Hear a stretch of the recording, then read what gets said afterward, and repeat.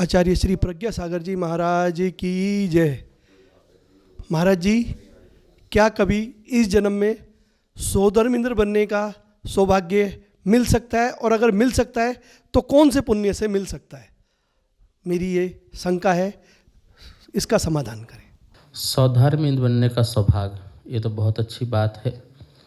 देखिए, साक्षात सौधर्म बनने के लिए तो खूब तपस्या करना होती है, मुनि बनकर भी कठोर साधनाएं करना पड़ती हैं, तब जाकर के एक भवतारी सौधर्म इंद्र का पद की प्राप्ति होती है। और वर्तमान में भी यदि सौधर्म बनना चाहते हैं तो भावना भाना चाहिए। दूसरी बात है, जो इंद्र बन रहे हैं आप उनकी पहले अनुमोदना करो। आचार्य कहते थे समाधि यदि लेनी है तो जो समाधि जिनकी हो रही है उनकी अनुमोदनाएं करो, और भावना भाव की काश मेरी भी ऐसी क्या हो समाधि हो। तो भावना से ही हमारे भव के नाश होते हैं, और भावना से ही हम जो चाहते हैं वो होता है। भावना ही तो है समाधि की, भावना ही तो है मुक्ति की, भावना ही तो है कर्म की नजरा की। और ये भावना भाते भाते आत्मा में इतने संस्कार हो जाते हैं कि उसकी प्राप्ति भी उसको हो जाया करती है।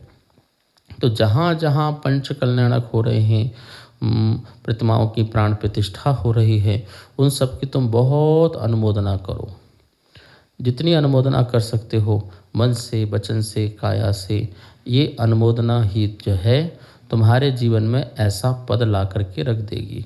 तो भावना ये भावना है कि सौधर्मेंद्र बनूं और मैं भी प्रभु का अभिषेक करूं, पांडुशिला में अभिषेक करूं और एक भवतारी बन करके मोक्ष को प्राप्त करूं। तो ऐसी भावना भाते रहिए और अपना पुण्य भी बढ़ाते रहिए, दया करके, दान करके, भक्ति करके, पूजा पाठ करके, इससे अपना पुण्य भी बढ़ाते रहिए।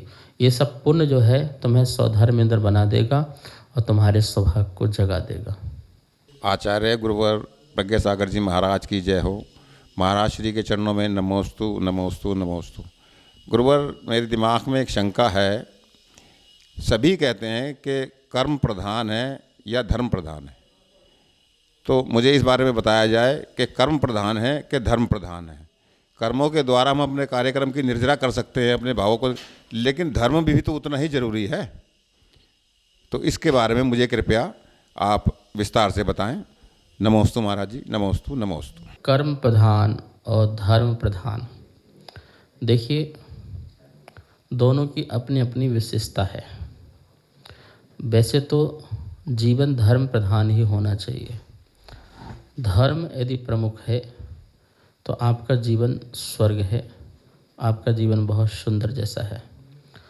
कर्म प्रधान की प्रमुखता से यदि हम बात करेंगे तो जब हम फिर बात यही कहेंगे कि कर्मों ने हमें दुख दिया है, कर्म ही हमको सुख देंगे, ये निमित्त की ओर से बात होती है।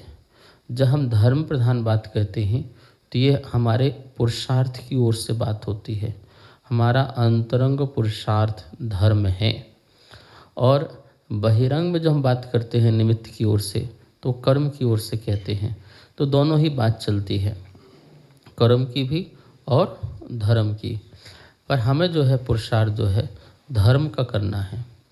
धर्म करेंगे तो कर्मों की निजरा होगी, रास्ता खुलेंगे और हमें जो चाहिए वो सब कुछ की प्राप्ति हमें हो जाया करती है। तो आवश्यकता है अपने अंदर धर्म प्रकट करना। अब हमें ये पता होना चाहिए धर्म क्या है। सम्यक दर्शन, सम्यक ज्ञान और सम्यक चारित्र, ये तीन धर्म हैं। वैसे तो तीनों की एकता का नाम धर्म है। Right belief, right knowledge, right conduct, चारित्र। तो सच्ची श्रद्धा, सच्चा ज्ञान और सच्चा चारित्र जो है ये हमारा आत्मिक धर्म है। और इसी धर्म से हम कर्म को पछाड़ सकते हैं, कर्म को नष्ट कर सकते हैं, कर्म को क्षय कर सकते हैं। तो सब कुछ हमारे पुरुषार्थ पर है।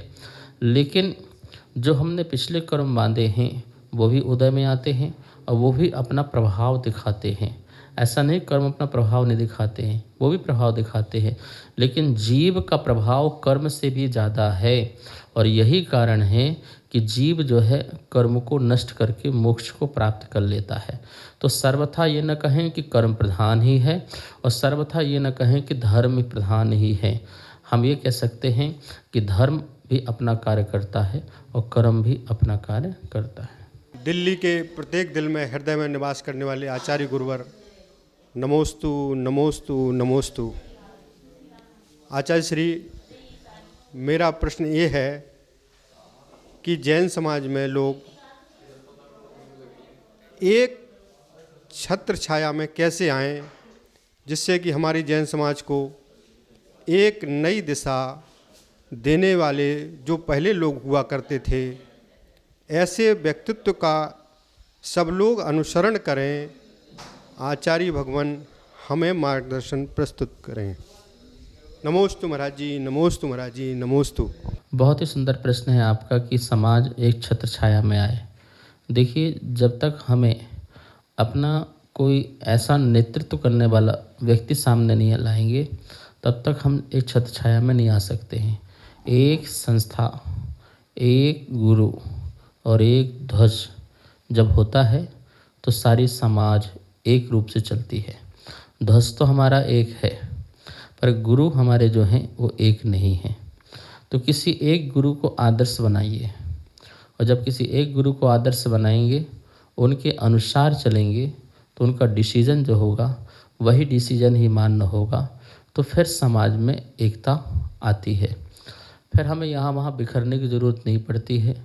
अभी वर्तमान में हम देखते हैं, हर तरह से देखते हैं कि सबका अपना अपना जो है मार्ग है, अपना अपना रास्ता है, अपनी अपनी बातें हैं, तो बिखराव है, शक्ति प्रकट नहीं हो पाती है।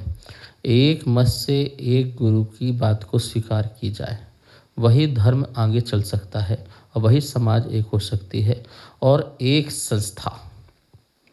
संस्था को जो प्रामाणिक रूप से मानी जाए और वह प्रामाणिक रूप से कार्य भी करे, काम भी करे, तभी जाकर के सारी समाज एक छत्र छाया में आ सकती है, अपना विकास कर सकती है, समाज का भी विकास कर सकती है, धर्म को फैला सकती है और वही अपनी संस्कृति का संरक्षण और संवर्धन कर सकती है।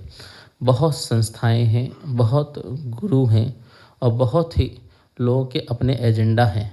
इनके माध्यम से पूरा समाज बिखरता है।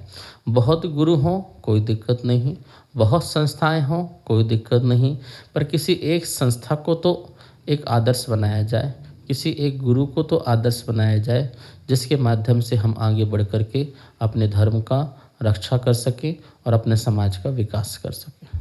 कार्यक्रम अगमधारा के पुण्यार्जक थे श्री दिगंबर जैन मंदिर, लोधी कॉलोनी, दिल्ली।